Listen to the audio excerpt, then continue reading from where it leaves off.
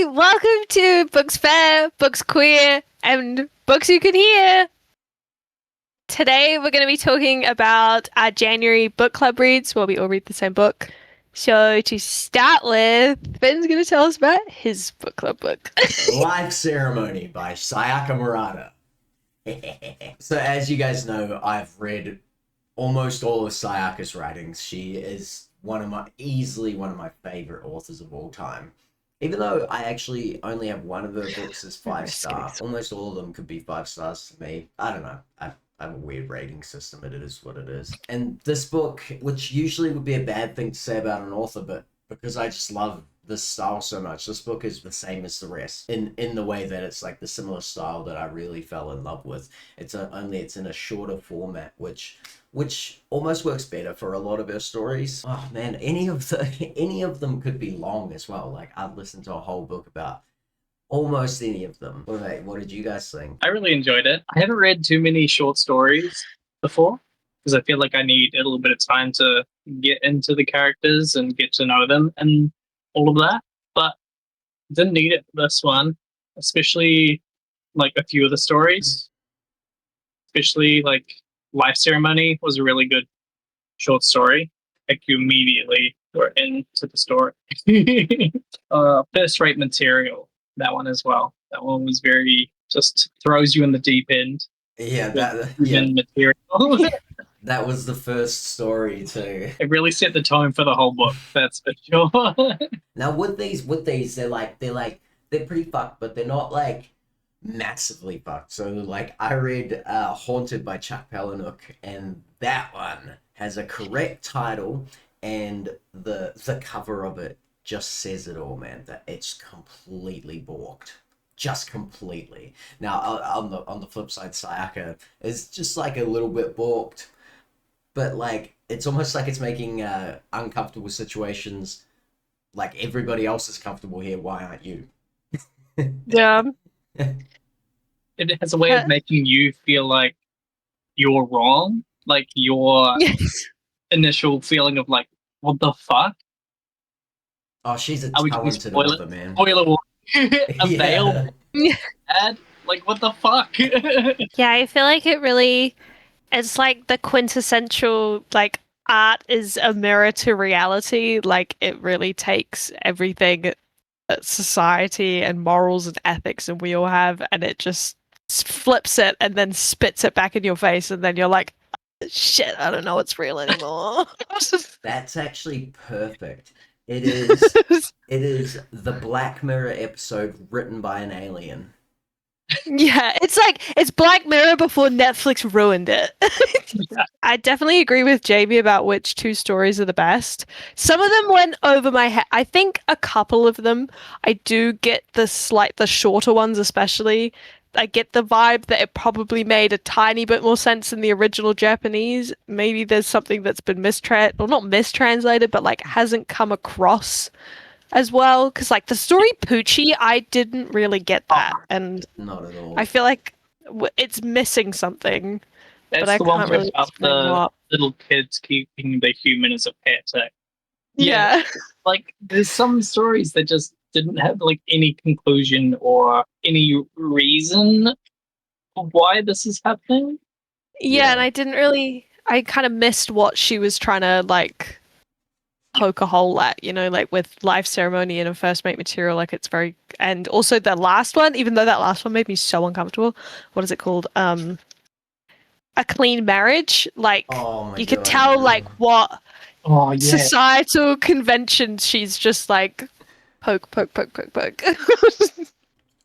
That one was actually pretty good. I didn't have to go into his kinks. Like you can just say you're not compatible. Uncomfortable. We could do like a whole video just talking about Sayaka Murata. Like when you guys read some of her other books, she's one of those Yeah, I really unique authors. Even to like Japanese authors, so they all have this similar sort of fucking alien tone.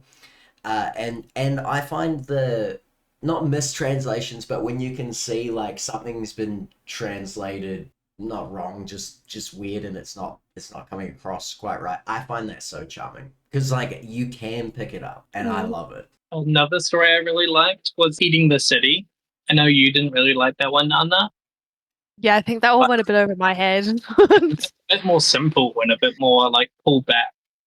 Mm. It's more a commentary of like living in the city rather than foraging for your own food and stuff. I just liked it. I like the whimsy of it.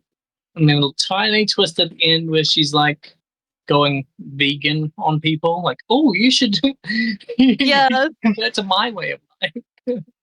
I liked it kind of like threw back to the previous story, A Magnificent Spread, where it like goes through all these pain, like all this character building just to build up to the moment where they're all sitting there with like all their normal foods, but it's disgusting to everyone else.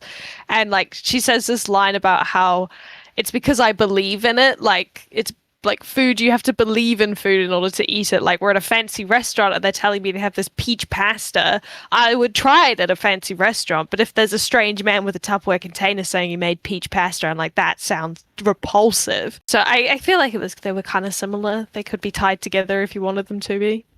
You know, that story, the spread one, might have been my favorite. It's Really. yeah, I don't know. That one just really spoke to me, and it's probably the least fucked one there, eh?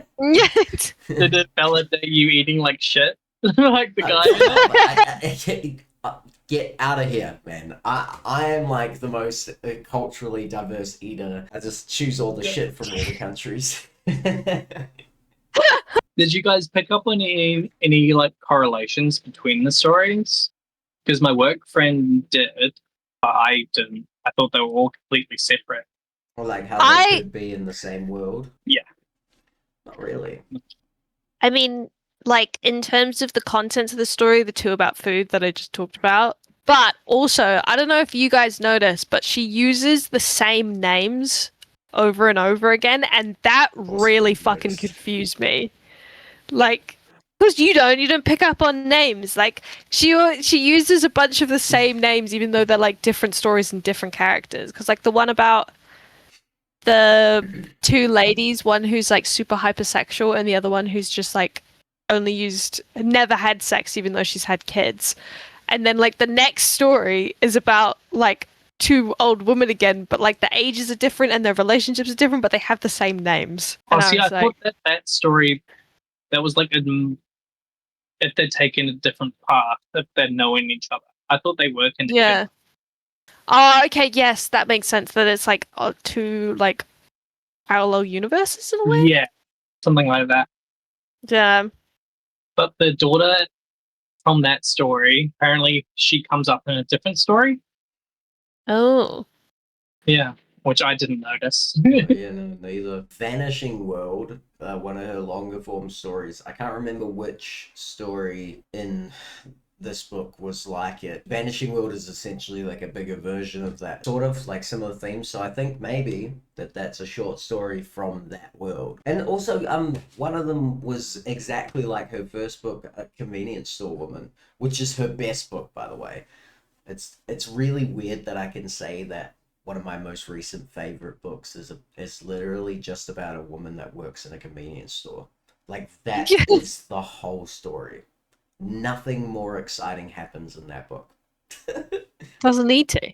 Exactly. I'll definitely read some more of hers. I was looking at Earthlings to read next. Yeah, I want to read both Vanishing World and Convenience Store Woman. I would like to get all the same covers. That would be nice. All her books in the same style. We love when authors do that. Yes. I recommend read all of her books except for the one that I haven't read. They're all great. Absolute treats. I definitely will. If they're like Life Ceremony and First Rate Material, definitely.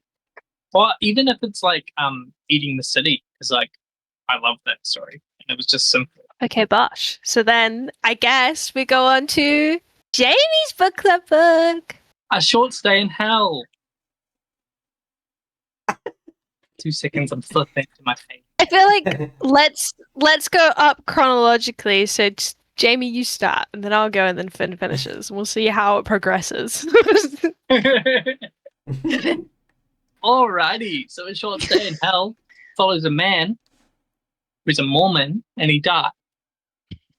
And when he dies, he finds himself in hell. And then he meets the devil, and the devil prescribes him an eternity of looking through a library to find the book of his story. Does that sum it up, guys? Yeah. But personally, I didn't really enjoy this one. Even though it was a short book, like Life Ceremony, right? We've just talked about it. Very short stories, like 20, 40 pages long. And it like accurately like creates the character, has plot, has a conclusion. All of these things didn't happen in a short stay in hell for me. That's why I didn't enjoy it. There just wasn't enough character development for me. I couldn't tell you anything about this man at all. The only thing I did enjoy something. That was the premise. I did like the premise. I did like the reference to Babel, the Library of Babel, and how impossible his task is to find the story in the library. I just feel like it needed longer and maybe some flashbacks. I don't know. It just needed something.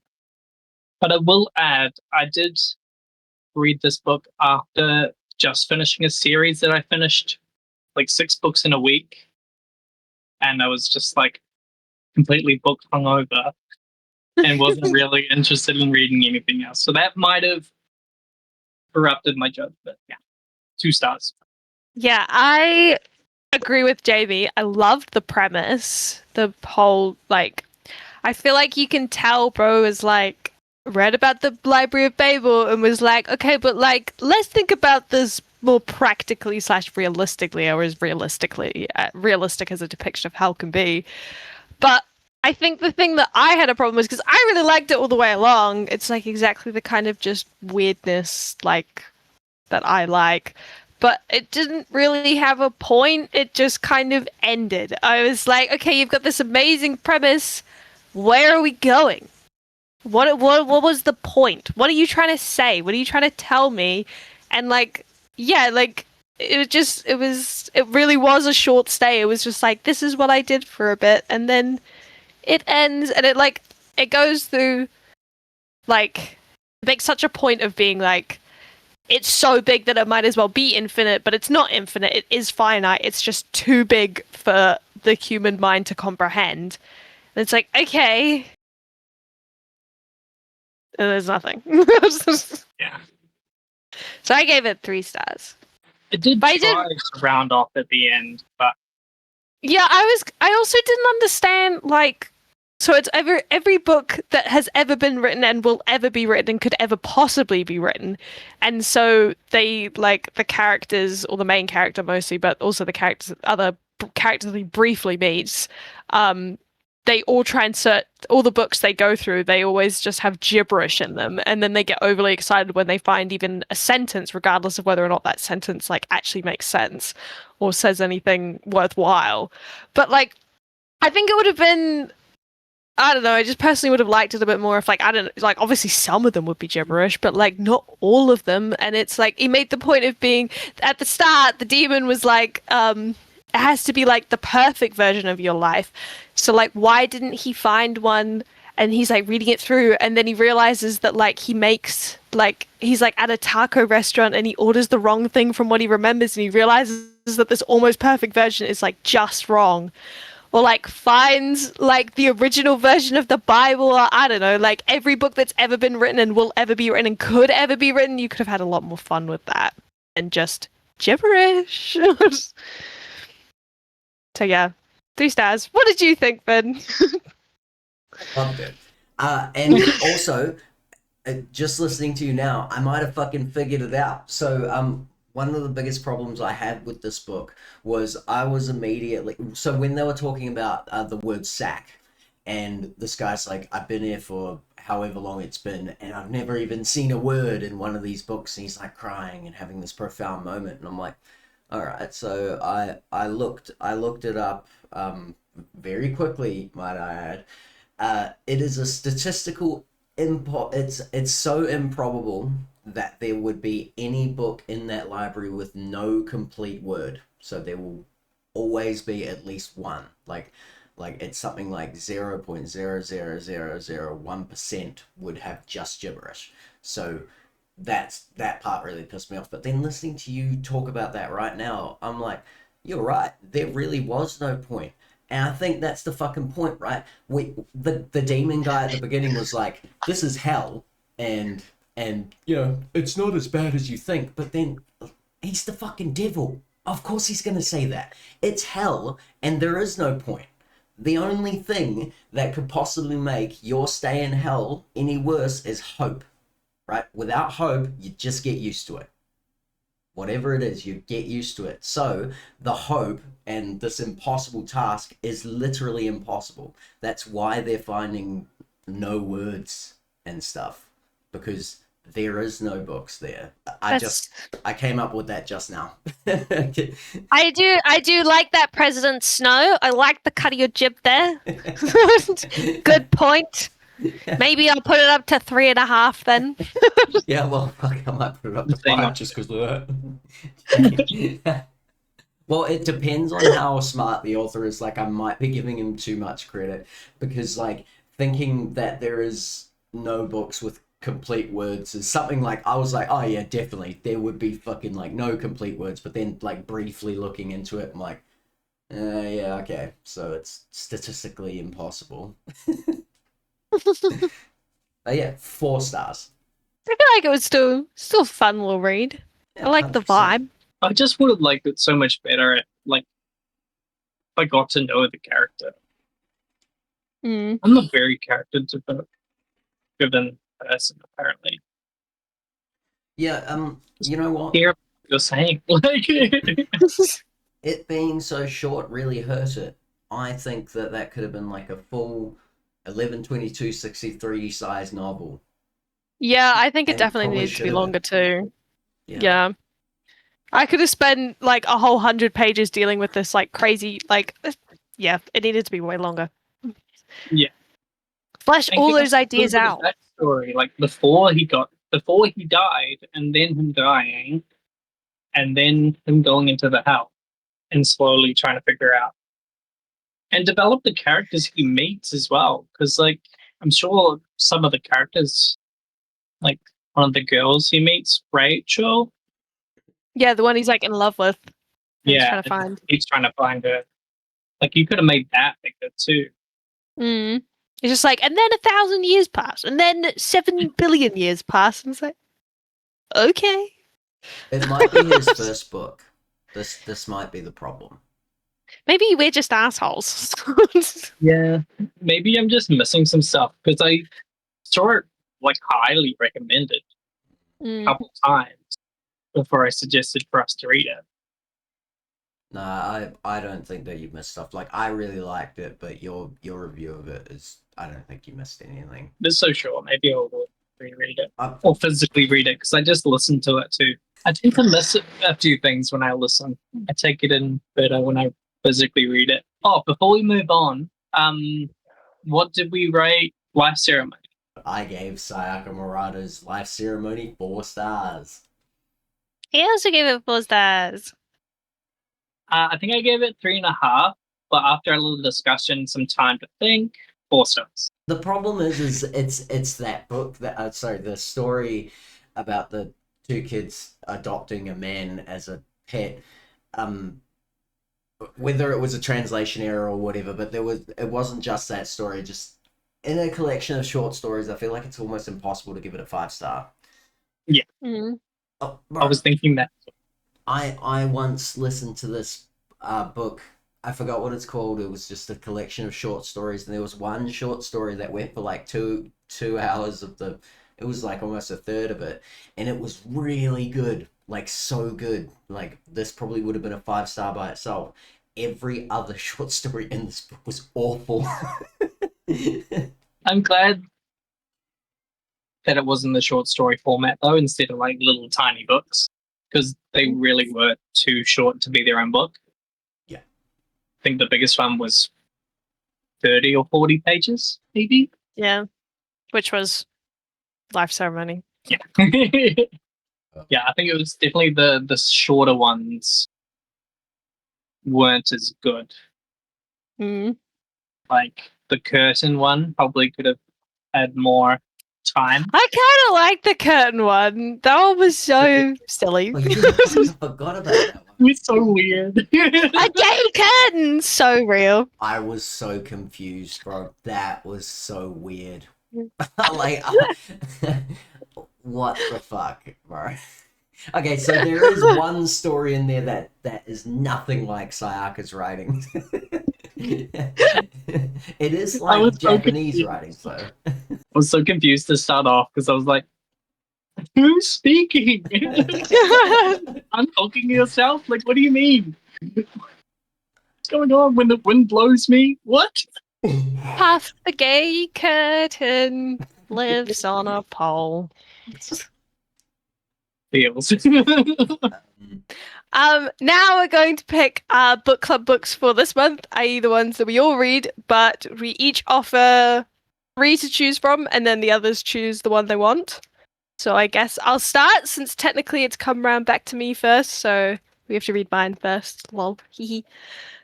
So my books I have for you to choose between. Number 1, we have Best Served Cold by Joe Abercrombie. It's revenge during a fantasy war.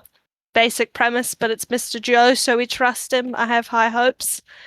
My second book is this book called Maya by Josten Gardner. I hope I'm saying that right. It's like I don't really know how to describe it. It's like an adventure through philosophy, basically. Like it's very whimsy, quirky, fantastical, but set in the real world, I believe. And then my final book, I don't have yet. I've ordered my copy. It's on its way, but I have the Goodreads page here so that I know what I'm talking about. It's called Dear Leader by Jan Jin Sung, I think, I hope. And it is a memoir written by a high, written by a guy who was very high in North Korea and a propagandist who escaped. And it's like his memoir. So that's what you have to choose between. Personally, I would choose either Joe Abercrombie or the last one. I've forgotten the name of it. It's called Dear Leader. Dear Leader. Because when you sent it to the group chat earlier this month, I was like, "Oh no, that sounds pretty good," and get us out of the norm. Read some non-fiction. My friend is currently reading it, and she says that it's like really gripping, and she's really enjoying it. But it is also a lot, so it sounds good. That makes me sound terrible, but yep. Yeah, it's either Joe Abercrombie or the Dear Leader. I'm gonna say I'm swaying more to Dear Leader because I want to read more non-fiction, and also I know Vika's not in that one, so. Dear Leader it is! Yay! Look at us. We're expanding our horizon. Jamie, what are you gonna curse us with this month? Technically, it's you after Finn. Oh, is it me? Okay, fine. Yep. I'll go next. I curse you with Pilgrim by Mitchell Luthi, Luthi. This one is medieval, and it came up on This is Borked. So when I look for my Borked books, this was one of them. And for all my picks, I know almost nothing about them. So you guys are about to find out more than I know about these books. Because I picked them up based on author, subject matter. You know, I just don't look into things. I just go into your vibes. Yeah, vibes. My second pick is by M. Night Shyamalan. Yeah, and it's called Remain. All right. So it could be either absolutely amazing or absolutely shit. Yeah, that's M. Night Shyamalan. Yeah. And then third is by an author who I have not listened to for years and who is actually one of my low-key favorite authors. I never talk about her books because they're just good. There's just nothing like massively special to talk about. Anyway, it's Emma Newman's Split Worlds. I have no idea what it's about, but Emma Newman is a fantastic author. She wrote the After Atlas series or Before the Fall. I forgot what they're called, but they're really good. So, Split Worlds by Emma Newman. It's the first in a series. Wait, isn't the series called Split Worlds? Yeah, The that's. first one's called Between Two Thorns. Oh, okay. That's what I meant. Thank you. Those are my three. So, there's a curse, there's a possible curse, and there's Emma Newman.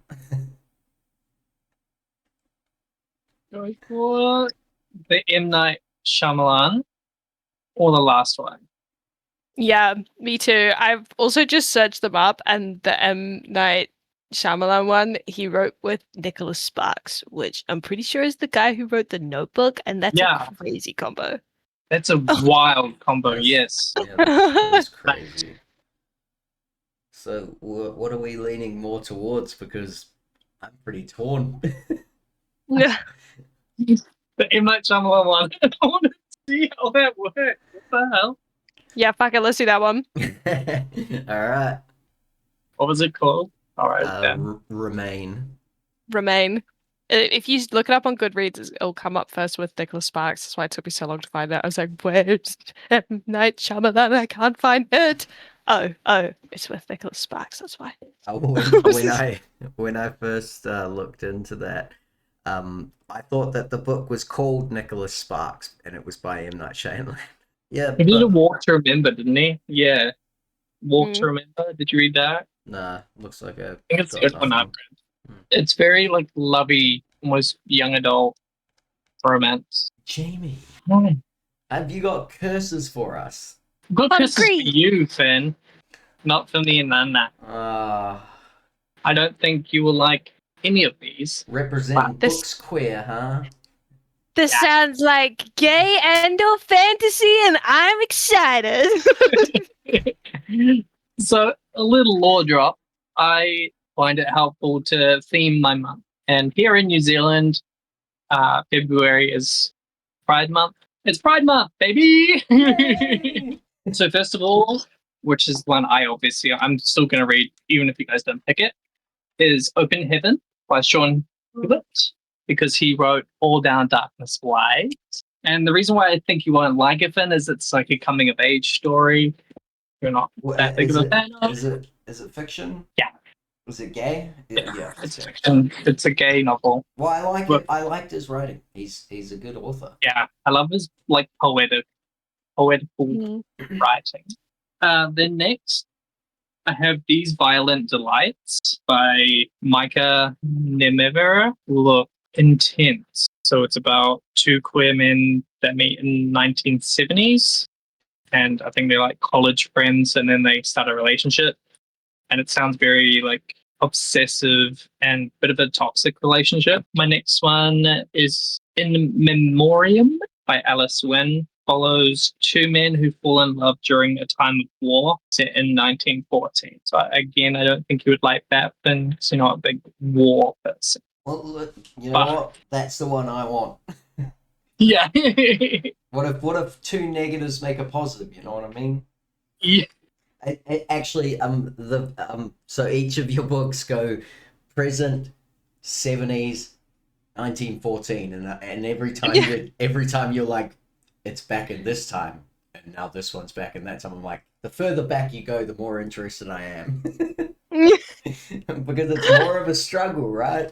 Yeah, I was gonna say I'm fine with all of them, but I am leaning more towards the second one or the last one. But also, Memoriam is like a thing in Final Fantasy, so I'm like, Memoriam, I like that word. Let's do that one. In Memoriam. We can definitely manage 3 books a month. Yeah, I think we But can I found definitely it. manage 3 because we all read at least 3 books. Like I average. Like, Don't say that, you'll jinx us. The least amount of books I read a month is 5. Mine's probably 4 or 5, like one a week is probably the least. But I don't think I'm gonna have that problem now that we're at uni. Honestly, at this point, it's low-key my goal to hit 100 before we're halfway through the year. Because if I keep at this pace, I will. Yeah, you will. I believe. I might hit 100 after February, bro. Fuck you! I'm already 14% through my goal, man. Mine says you're 6 books ahead of schedule, and it makes me so happy because all of last year it said you're 2 books behind schedule, you're 3 books behind schedule. Like, shut up! I know! Leave me alone. How many ahead of schedule am I? You're gonna be like 10 ahead. 15 books ahead of schedule. Jesus. Ridiculous! That is it for this video. Thank you so much for joining us. Please like, comment, subscribe. Let us know what you thought of any of the books we talked about. Let us know if there's any books that you think we should read based on what we talked about. Let us know if you're going to read any of those 3 books we just listed. Editing Finn put them here with us. And yeah, thank you. Goodbye. Bye.